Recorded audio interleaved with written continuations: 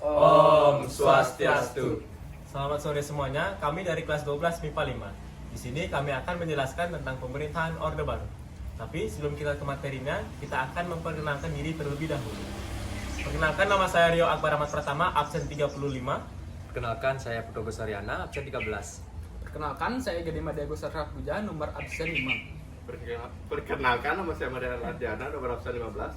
Perkenalkan, nama saya Made Pratnya Pranata, nomor absen 16. Tanpa basa-basi lagi, di sini kita akan langsung ke materinya.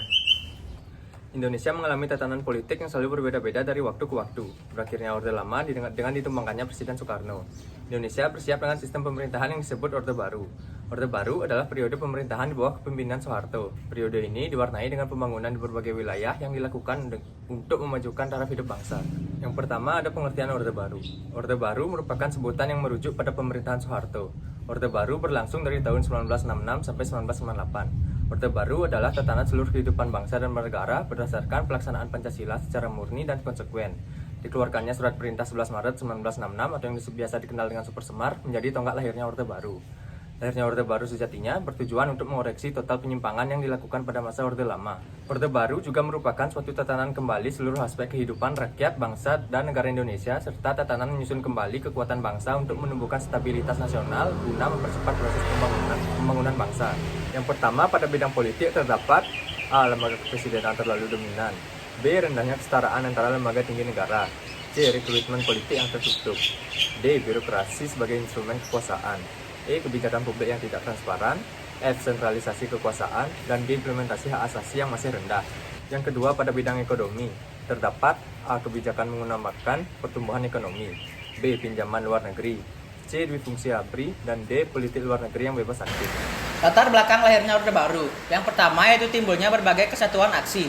Presiden Soekarno sebagai pucuk pimpinan pemerintah tidak mau segera mengambil tindakan terhadap G30S. Padahal sudah jelas-jelas terbukti bahwa PKI melakukan pengkhianatan terhadap bangsa, negara, dan Pancasila. Dari sikap Presiden Soekarno timbul kesan seolah-olah melindungi PKI.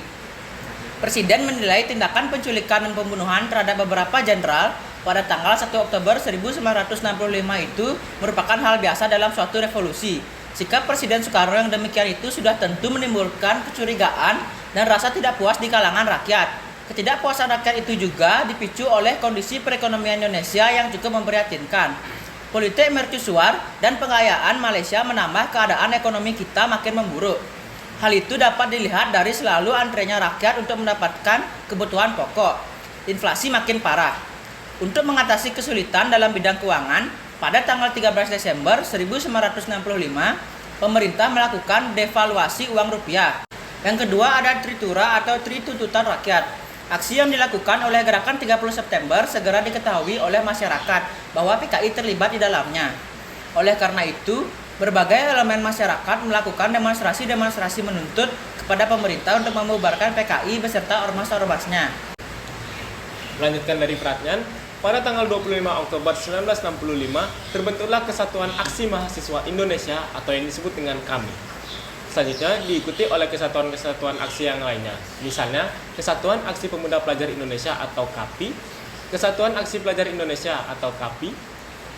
Yang ketiga ada Kesatuan Aksi Buruh Indonesia atau KABI, lalu ada Kesatuan Aksi Sarjana Indonesia atau KASI, Kesatuan Aksi Wanita Indonesia atau KAWI, dan Kesatuan Aksi Guru Indonesia atau KAGI.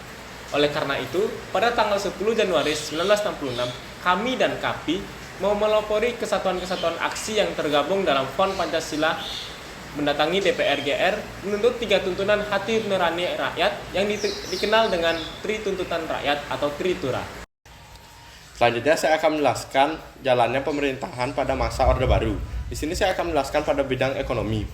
Pada masa Orde Baru mengutamakan pertumbuhan ekonomi dalam setiap kebijakan ekonominya.